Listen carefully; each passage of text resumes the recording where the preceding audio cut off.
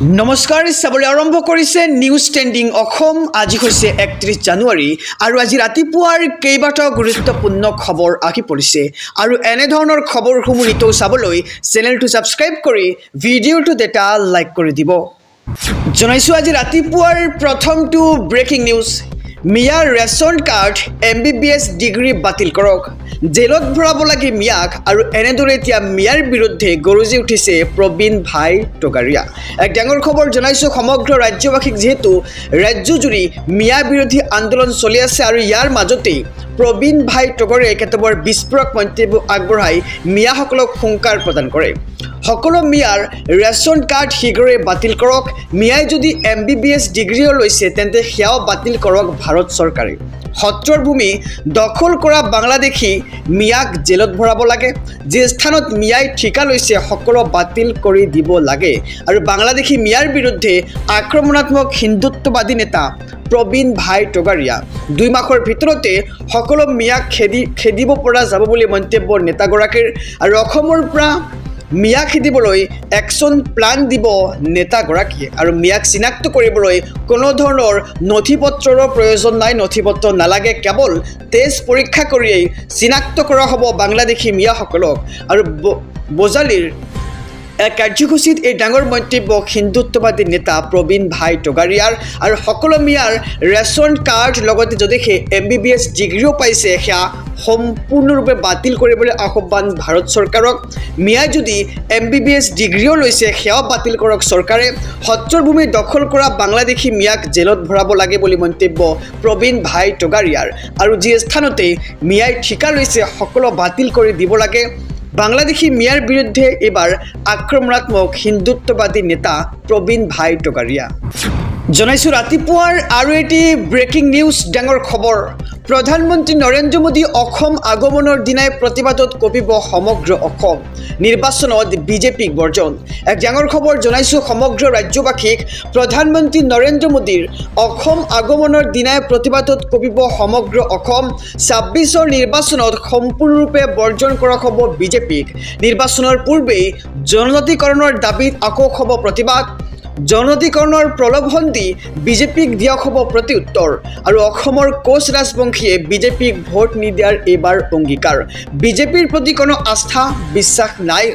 14 ফেব্ৰুৱাৰীৰ দিনাই প্ৰধানমন্ত্ৰীক দেখুওৱা হ'ব ক'লা পতাকা। আৰু জনজাতিকৰণৰ দাবীত পুনৰ গৰজি উঠিছে কোচ ৰাজবংশী।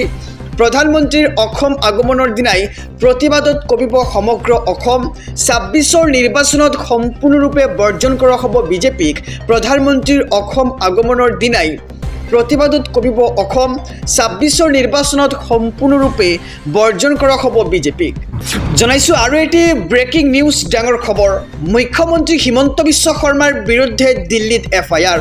মিয়াৰ বিৰুদ্ধে ঘৃণা বিয়পোৱাৰ অভিযোগ মুখ্যমন্ত্ৰীগৰাকীৰ বিৰুদ্ধে। এক ডাঙৰ খবৰ জনাইছোঁ। গতিকে খবৰটো দিয়াৰ আগতে যদিহে আপুনি আমাৰ এই চেনেলটোত নতুন তেন্তে ছাবস্ক্ৰাইব কৰাৰ লগতে ভিডিঅ'খন ভাল লাগিলে ভিডিঅ'খনত এটা লাইক কৰি দিয়ক। জনাইছোঁ বিস্তাৰিত খবৰ। মুখ্যমন্ত্ৰীগৰাকীৰ বিৰুদ্ধে ঘৃণামূলক ভাষণ দিয়াৰ অভিযোগ উত্থাপিত হৈছে। লেখক সমাজকৰ্মী হৰ্ষ মাণ্ডাৰে দাখিল কৰিছে এই FIR। তিনিচুকীয়াত মিয়াৰ বিৰুদ্ধে মুখ্যমন্ত্ৰীয়ে মন্তব্য কৰাৰ অভিযোগ। আৰু দিল্লীৰ হৌজখাজ থানাত দাখিল কৰা হৈছে এজাহাৰ। আৰু মিয়াক কষ্ট দিম বুলি মন্তব্য কৰিছিল অসমৰ মুখ্যমন্ত্ৰী ডক্টৰ হিমন্ত বিশ্ব শৰ্মাই। আৰু মুখ্যমন্ত্ৰীৰ এই মন্তব্যৰ পিছতেই সৃষ্টি হৈছে বহু বিতৰ্কৰ। আৰু মুখ্যমন্ত্ৰী হিমন্ত বিশ্ব শৰ্মাৰ বিৰুদ্ধে এইবাৰ দিল্লীত এজাহাৰ দাখিল কৰা হ'ব। আৰু মুখ্যমন্ত্ৰীগৰাকীৰ বিৰুদ্ধে ঘৃণামূলক ভাষণ দিয়াৰ অভিযোগ। আৰু লেখক সমাজকৰ্মী হৰ্ষ মাণ্ডাৰে দাখিল কৰিছে এই FIR। আৰু তিনিচুকীয়াত মিয়াৰ বিৰুদ্ধে মুখ্যমন্ত্ৰীয়ে মন্তব্য কৰাৰ অভিযোগ। আৰু দিল্লীৰ হৌজখাজ থানাত দাখিল কৰা হৈছে এই এজাহাৰ। জনাইছোঁ আৰু এটি ব্ৰেকিং নিউজ ডাঙৰ খবৰ। জুবিন গাৰ্গৰ ঘটনাক লৈ অধিবক্তাৰ বৃহৎ মন্তব্য। জুবিন গাৰ্গৰ ঘটনা সম্পূৰ্ণ পৰিকল্পিত। এক ডাঙৰ খবৰ জনাইছোঁ জুবিন গাৰ্গৰ ঘটনা সম্পূৰ্ণ পৰিকল্পিত আছিল। ষড়যন্ত্ৰমূলকভাৱে জুবিন গাৰ্গক হত্যা কৰা হৈছিল। আৰু এই ষড়যন্ত্ৰত জড়িত আছিল অমৃতপ্ৰভা মহন্ত। আৰু ষড়যন্ত্ৰত অভিযুক্ত হোৱাৰ বাবে নাকচ কৰা হৈছে জামিন আবেদন।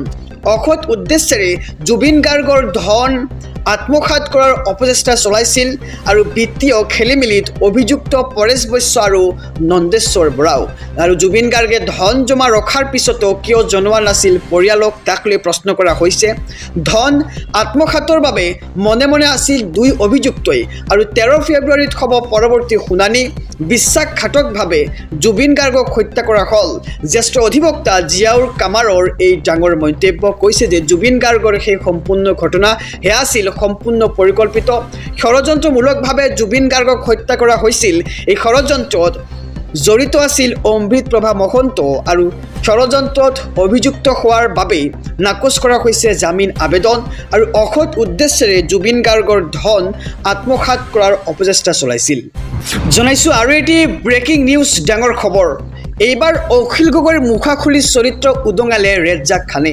সংখ্যালঘুক লৈ আটাইতকৈ ডাঙৰ ৰাজনীতি কৰি আছে অখিল গগৈয়ে আৰু কিয় এনেদৰে মন্তব্য কৰিছে অখিল গগৈৰ বিৰুদ্ধে জনাইছো বিস্তাৰিত খবৰ অখিল গগৈৰ মুখা খুলি চৰিত্ৰ উদঙালে ৰেজ্জাক খানে সংখ্যালঘুক লৈ আটাইতকৈ ডাঙৰ ৰাজনীতি কৰি আছে অখিল গগৈয়ে নামনিত মন্দিয়া জনিয়াত ডাঙৰ সভা পাতে অখিল গগৈয়ে কিন্তু সাহস আছে যদি নলবাৰী ধমধমা আৰু ডিব্ৰুগড়ত সভা পাতি দেখুৱাক অখিল গগৈয়ে আৰু ৰাইজৰ দলত কেৱল একনায়কত্ববাদ আৰু ওৱান মেন আৰ্মিৰ দৰেহে শাসন চলে গোলামী কৰিব পাৰিলেই গুৰুত্ব পায় অখিল গগৈৰ ওচৰত আৰু অখিল গগৈয়ে এদিন কয় শ্বেৰমান আলী নামনিৰ বাঘ আৰু আন এদিন কয় নিজেই উজনিৰ ৰজা আৰু জুবিন গাৰ্গক লৈও ৰাজনীতি কৰি আহিছে অখিল গগৈয়ে ৰাইজৰ দল ত্যাগ কৰিয়েই বিধায়ক অখিল গগৈৰ চৰিত্ৰ উদঙাই দিলে এইবাৰ ৰেজ্জাক খানে আৰু অখিল গগৈৰ মুখা খুলি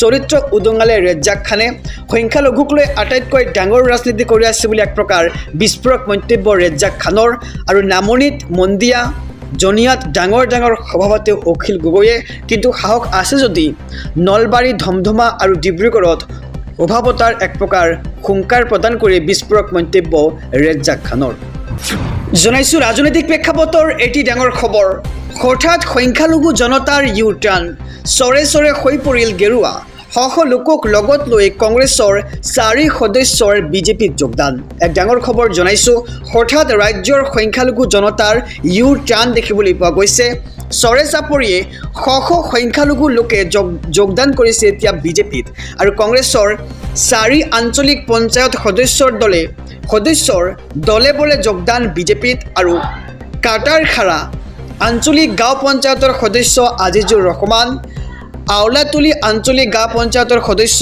আকবৰ আলী নলংগা আঞ্চলিক গাঁও পঞ্চায়তৰ সদস্য নুনজিলা খাতুন আৰু খৰমুজা আঞ্চলিক গাঁও পঞ্চায়তৰ সদস্য মৰ্জিনা খাতুনৰ বিজেপিত যোগদান দেখিবলৈ পোৱা গৈছে আৰু কংগ্ৰেছ ত্যাগ কৰিয়েই যোগদান কৰে বিজেপিত AIUDFৰ 2 আঞ্চলিক পঞ্চায়ত সদস্য সোণাৰীৰ নাজ পাৰবিন আৰু মুছফিকা বেগমো বিজেপিত যোগদান কৰে লখিমপুৰৰ যুৱ